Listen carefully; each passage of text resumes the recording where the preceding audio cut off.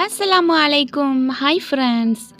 என்ன நேரில் பார்க்குறவங்களும் சரி, இல்லை மெசேஜில் கேட்குறவங்களும் சரி, நீங்கள் மட்டும் எப்படி இவ்வளோ வேலை செய்கிறீங்க, எங்களுக்கு டைமே பத்தலை, கிச்சனுக்குள்ளேயே எங்களுக்கு நேரம் போயிட்டுருக்கு அப்படின்னு சொல்லக்கூடியவங்களுக்கு, நீங்கள் ஹவுஸ் ஒய்ஃபாக இருந்தாலுமே இல்லை நீங்கள் ஒர்க்கிங் உமனாக இருந்தாலுமே இந்த டைம் மேனேஜ்மெண்ட்டை நீங்கள் ஃபாலோ பண்ணுங்கள். கண்டிப்பாக உங்களால் நிறைய டைம் சேமிக்க முடியும். இப்போ தான் நம்மளுடைய சேனலை ஃபர்ஸ்ட் டைம் பார்க்குறீங்கன்னா லாஸ்ட் வரைக்கும் பாருங்கள். பிடிச்சிருந்தா சப்ஸ்கிரைப் பண்ணிக்கோங்க. Welcome to resource diary.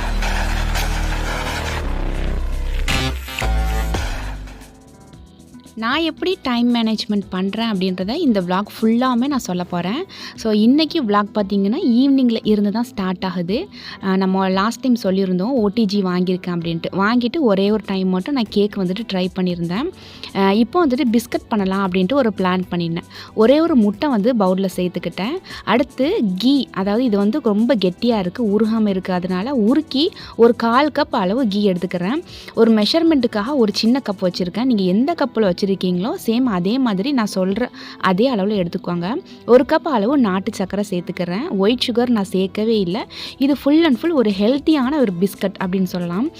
So இது எல்லாத்தையுமே ஒரு விஸ்க் வச்சு நல்லா மிக்ஸ் பண்ணிக்கிறேன். 1/4 ஸ்பூன் அளவுக்கு ஆப்பா சோடா சேர்த்துட்டு ஒரே ஒரு பிஞ்ச் அளவுக்கு உப்பு மட்டும் சேர்த்துக்கிறேன். இப்போ 1/2 கப் அளவுக்கு நான் கோதுமை மாவு இப்போ நான் எடுத்துக்கிறேன். இது வந்து வெறும் கோதுமை மட்டும் கிடையாது, இது கூட நிறைய தானியங்கள் ஆட் பண்ணியிருக்கேன். அது என்னன்னு சொல்கிறேன். இப்போ இந்த கோதுமை மாவை சேர்த்துக்கிட்டு இதை நல்லா மிக்ஸ் பண்ணிடணும். அதாவது நம்ம சப்பாத்தி மாவு பதத்துக்கு நல்லா மிக்ஸ் பண்ணணும். லைட்டாக ஒரே ஒரு ஸ்பூன் நான் வந்துட்டு கொக்கோ பவுடர் சேர்க்குறேன். ஏன்னா இது கூட நம்ம ஒயிட் சுகர் சேர்த்தோன்னா இந்த பிஸ்கட் வந்து ஒயிட் கலரில் இருக்கும். இப்போ நான் வந்துட்டு நாட்டு சக்கரை சேர்த்ததுனால கொஞ்சம் பிளாக் கலரில் இருக்குது. அதனால் இது சாக்லேட் பிஸ்கட் அப்படின்னு சொல்லிட்டு பிள்ளைங்களுக்கு கொடுத்துடலாம். அதனால் கொஞ்சமாக கொக்கோ பவுடர் நான் சேர்த்துக்கிட்டேன். இது நல்லா பிசைஞ்சு எடுக்கும்போது லைட்டாக கொஞ்சம் தண்ணியாக இருக்கிற மாதிரி ஃபீல் ஆச்சு. அதனால் மறுபடியும் இன்னும் கொஞ்சம் மாவு சேர்த்து நல்லா மிக்ஸ் பண்ணி எடுத்துட்டேன். இப்போ இந்த மாவு ரெடி பண்ணுறதுக்கு நம்ம வந்துட்டு ஆயில் சேர்க்கவே இல்லை, ஒயிட் சுகர் சேர்க்கவே இல்லை, மைதா சேர்க்கவே இல்லை. ஒரு ஃபுல் அண்ட் ஃபுல் ஒரு ஹெல்த்தியான ஒரு பிஸ்கட் அப்படின்னு நம்ம இதை சொல்லலாம். இதை உருட்டும் போது கையில் எண்ணெய்லாம் வச்சு உருட்ட தேவையில்லை. ஆல்ரெடி ஃபுல் அண்ட் ஃபுல் நம்ம இதை நெய்னால் பண்ணியிருக்கோம். ஸோ இந்த மாவை லைட்டாக கையில் எடுத்து லைட்டாக உருட்டின உடனே நல்லா ஷைனிங்காக சூப்பராக வந்துடும். இந்த மாதிரி லைட்டாக கையினால் ப்ரெஸ் பண்ணிவிட்டு ஏதாச்சும் நம்மளுக்கு தெரிஞ்ச ஒரு டிசைன் நீங்கள் வச்சு விட்டுருங்க. இல்லைன்னா சில பேர் வீட்டில் பிஸ்கட் வந்துட்டு கட் பண்ணுறதுக்கு அந்த கட்டர் வச்சுருப்பாங்க. அந்த மாதிரி இருந்துச்சு அப்படின்னாலுமே நீங்களும் ஒரு ஸ்டார் மாதிரி ஒரு ஹார்ட் மாதிரி கூட கட் பண்ணி எடுக்கலாம். என்கிட்ட அது இல்லை, அதனால் சும்மா சிம்பிளாக நான் இந்த மாதிரி பண்ணி எடுத்துக்கிட்டேன். ஸோ இது பண்ணுறதுக்கு ரொம்ப ஜாலியாக இருந்துச்சு. ஏதோ சின்ன பிள்ளைங்க ஒரு களிமண் பொம்மை வச்சு விளையாடுற மாதிரி எனக்கு ஒரு ஃபீல் ஆச்சு. இதுக்கு முன்னாடி நிறைய டைம் நான் பிஸ்கட் பண்ணியிருக்கேன். கேஸ் ஸ்டவ்வில் பண்ணேன். எனக்கு வந்துட்டு ஒரு 45 நிமிஷம் ஆகும் இது வேகிறதுக்கு. ஆனால் ஓடிஜியில் ஒரு 15 நிமிஷத்துலேயே நமக்கு சூப்பராக வந்துடுச்சு. இப்போ தான் ஃபர்ஸ்ட் டைம் ஓடிஜியில் நான் பிஸ்கட் வந்துட்டு ட்ரை பண்ண போகிறேன். ஸோ ஃபுல்லாமல் எல்லாத்தையும் நான் வந்துட்டு வரிசையாக அடுக்கி வச்சுட்டேன். 2 பிஸ்கட் வைக்கிறதுக்கு மட்டும் இடையில, அதனால் ஜஸ்ட்டு அந்த பிஸ்கட் மேலேயே வச்சுட்டேன். இதனால் ஒரு மிஸ்டேக்கு நடந்துருச்சு, என்னன்ட்டு நான் சொல்கிறேன். ஓடிஜி வந்துட்டு ஒரு 150 டிகிரி செல்சியஸில் நான் வந்துட்டு ப்ரீஹீட் பண்ணிட்டேன். ஒரு 5 நிமிஷம் மட்டும் ப்ரீஹீட் ஆனதுக்கப்புறம் ஒரு 180 டிகிரி செல்சியஸ்க்கு ஒரு 10 நிமிஷம் கரெக்டாக வச்சு எடுத்துட்டோம் அப்படின்னா சூப்பரான பிஸ்கட் நமக்கு ரெடி ஆயிடும்.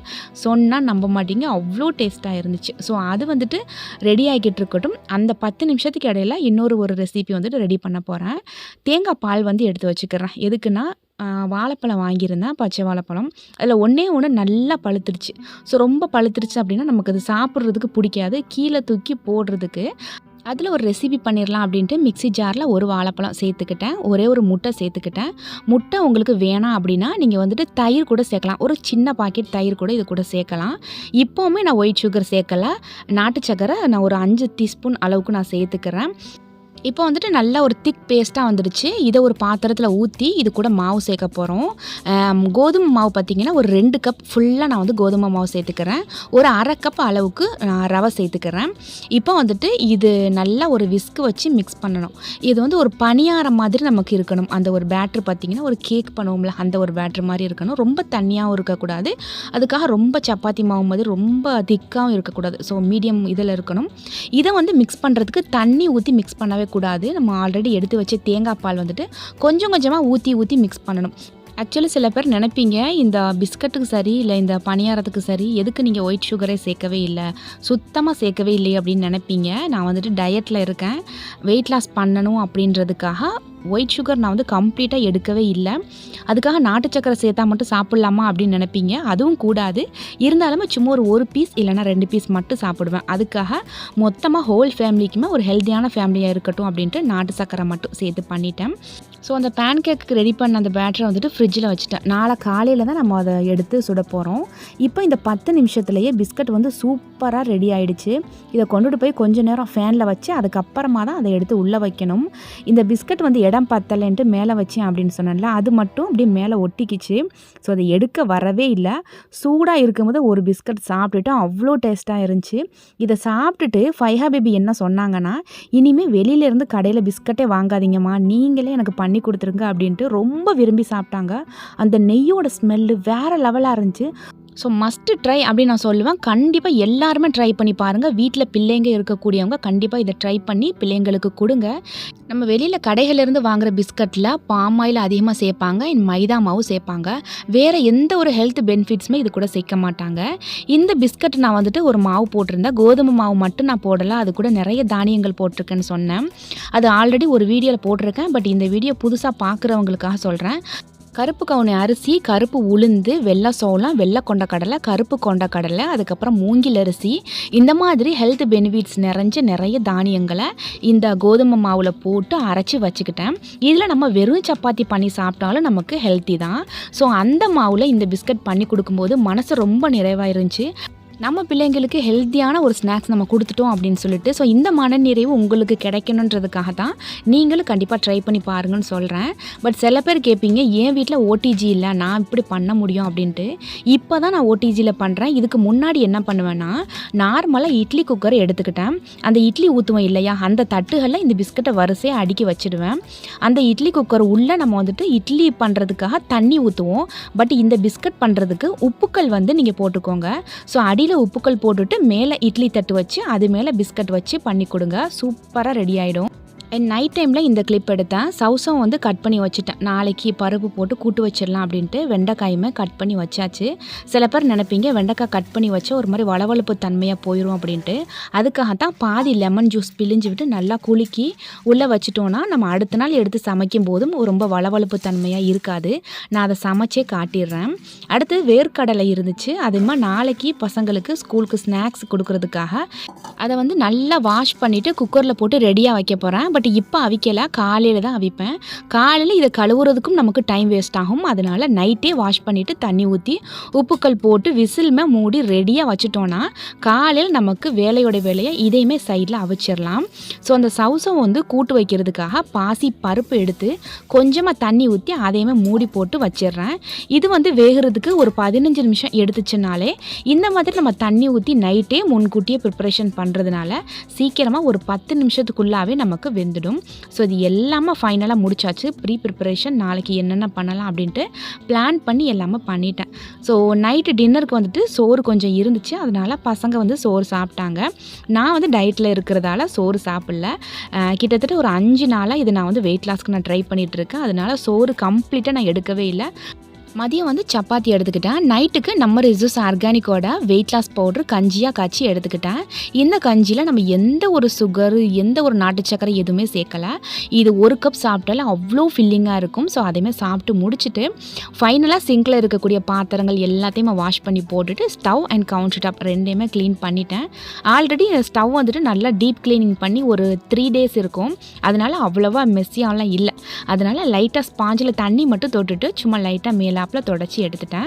ஸோ இப்போ பார்த்தீங்கன்னா நாளைக்கு என்னென்ன சமைக்கணும் அப்படின்றத முன்கூட்டி எல்லாமே ப்ரிப்பரேஷன் பண்ணி வச்சுட்டேன்.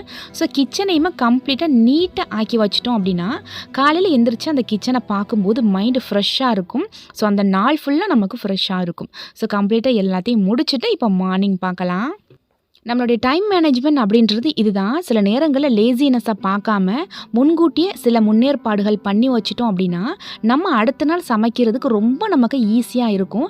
நிறைய டைம் நமக்கு கிடைக்கிற மாதிரி இருக்கும். ஸோ இந்த ஒரு சின்ன தியாகத்தை மட்டும் பண்ணிட்டீங்கன்னா உங்களுக்கு டைம் மேனேஜ்மெண்ட் அப்படின்றது ரொம்ப ரொம்ப சிம்பிளாகிடும். என் காலையிலே பருப்பு அடுப்பில் வச்சாச்சு. அதுக்கப்புறமா பால்மே டீ போடுறதுக்கு ரெடி ஆகிட்டுருக்கு. இப்போ நான் வந்து ஹாட் வாட்டரில் சியா சீட் ஒரு ஸ்பூன் அளவுக்கு சேர்த்துக்கிற போகிறேன். சியா சீட் வந்து உடம்புல இருக்கக்கூடிய கொலஸ்ட்ராலை அப்படியே கண்ட்ரோல் பண்ணி கொடுக்கும். நம்ம வெயிட் லாஸ் பண்ணுறதுனால உடம்புல ஏற்படக்கூடிய அந்த ஒரு சோர்வு தன்மை இல்லாமல் ஆக்கும். அது மட்டும் இல்லை, நம்மளுடைய ஸ்கின்னை வந்து நல்லா ஷைனிங்காகவும் வச்சுக்கும். ஸோ அதை ஒரு ஸ்பூன் சேர்த்துக்கிட்டு ஒரு ஸ்பூன் ஹனி சேர்த்து மிக்ஸ் பண்ணி ஹாட் வாட்டரில் காலையில் என்னுடைய சாப்பாடு இது தான். ஸோ இதை குடிச்சிட்டு ஒரு 1 hour கழிச்சு தான் அடுத்து நான் வேறு ஃபுட்டு எடுத்துப்பேன். ஸோ டீ காஃபி கம்ப்ளீட்டாக எடுக்கவே இல்லை. அப்படியே சம்டைம்ஸ் எடுத்துக்கிறணும் அப்படின்னு தோணுச்சுன்னா நான் வந்துட்டு சுகர் எதுவுமே ஆட் பண்ணாமல் காஃபி மட்டும் குடிப்பேன். ஸோ நேற்று கட் பண்ணி வச்ச வெஜிடபிள்ஸ் எல்லாத்தையுமே வெளியில் எடுத்து வச்சுட்டேன். அப்புறம் வாழைக்காய் வந்துட்டு இன்றைக்கி ஃப்ரை பண்ணணும். வாழைக்காய் நம்ம முன்கூட்டியே கட் பண்ணி வைக்க முடியாது. அதனால் வாழைக்காவை இப்போ காலையில் தான் நான் கட் பண்ணி அதையுமே ரெடியாக எடுத்து வச்சாச்சு. இப்போ ஒரு சைடு வந்துட்டு நம்ம பருப்பை ஆல்ரெடி வேக வச்சு எடுத்து வச்சாச்சு. சவுசை வந்துட்டு கூட்டு பண்ண போகிறேன். இன்னொரு சைடு வெண்டைக்காய் வந்துட்டு ஒரு புளிக்குழம்பு மாதிரி ஆனால் கொஞ்சம் ட்ரையாக இருக்கும் அந்த மாதிரி பண்ண போகிறேன். இந்த சவுசவுக்கு மசாலா அப்படின்னு பார்த்தோம்னா கொஞ்சமாக மஞ்சள் தூள், அதுக்கப்புறம் கறி மசாலா தூள், இது 2 மட்டும்தான் சேர்க்கணும். காரத்துக்கு நம்ம ஆல்ரெடி காஞ்ச மிளகாய் சேர்த்துருக்கோம். வெண்டைக்காய்க்கு கொஞ்சமாக மஞ்சள் தூள், ரொம்ப கம்மியாக மிளகாய் தூள் சேர்க்குறேன். ரொம்ப காரமாக இருந்துச்சுன்னா ஃபைஹா பேபி சாப்பிட மாட்டா. ஸோ அவளுக்காகவே காரமே இல்லாமல் தான் சமைக்க வேண்டியது இருக்குது. அதுக்கப்புறமா சவுசோவில் நம்ம ஆல்ரெடி வேக வச்ச பாசி பருப்பு சேர்த்து கொஞ்சமாக தண்ணி ஊற்றி மிக்ஸ் பண்ணி வச்சிட்டோம் அப்படின்னா அது ஒரு சைடு கொதிச்சிட்ருக்கட்டும். அண்ட் இந்த கூட்டுக்கு தேங்காய் ஊற்றணும். இது நம்ம லாஸ்ட்டில் தான் தேங்காய் ஊற்றணும். அதே மாதிரி வெண்டைக்காய்க்குமே தேங்காய் தான் ஊற்றணும். ஸோ அது வேகட்டும். 2யுமே நான் மூடி போட்டு வேக வச்சுட்டேன். சமைக்கும்போது எப்போவுமே நம்ம மூடி போட்டு லோ ஃப்ளேமில் கொதிக்க வைக்கும்போது நம்ம கேஸும் நமக்கு சேவ் ஆகும், நம்மளுடைய டைமும் நமக்கு சேவ் ஆகும். ஸோ இந்த 3வது ஸ்டவ்வில் பார்த்தீங்கன்னா நான் வாழைக்காய் தான் ஃப்ரை பண்ணுறேன். எனக்கு இந்த 3 பர்னர் வச்சுக்கக்கூடிய இந்த கிளாஸ் டாப் ஸ்டவ் வந்து எனக்கு ரொம்ப ஹெல்ப்ஃபுல்லாக இருக்குது. இது வாங்கி யூஸ் பண்ணாதவங்க கண்டிப்பாக யூஸ் பண்ணி பாருங்கள். க்ரீன் செஃப் கம்பெனி வந்து ரொம்ப சூப்பரான கம்பெனி. இதோட லிங்க் முடிஞ்சுன்னா நான் வந்துட்டு கொடுக்குறேன். கண்டிப்பாக இந்த ஸ்டவ் வாங்கணும்னு நினைக்கிறவங்க கண்டிப்பாக ட்ரை பண்ணி பார்க்கலாம். பட் இது வாங்கி எனக்கு ஒரு 5 வருஷம் 6 வருஷம் இருக்கும். நல்லா எனக்கு ஹெல்ப்ஃபுல்லாக இருக்குது, மாஷா அல்லாஹ். ஸோ அந்த வெண்டைக்காய் வந்து லைட்டாக வெந்ததுக்கு அப்புறமா நான் வந்துட்டு கொஞ்சமாக ஒரு சின்ன ஒரு நெல்லிக்காய் சைஸ் புளி வந்து கரைச்சி சேர்த்துட்டு கொஞ்சமாக தேங்காய் பேஸ்ட்டு சேர்த்து மிக்ஸ் பண்ணிடுறேன். இது ஒரு 2 நிமிஷம் மட்டும் இருந்தால் போதும்.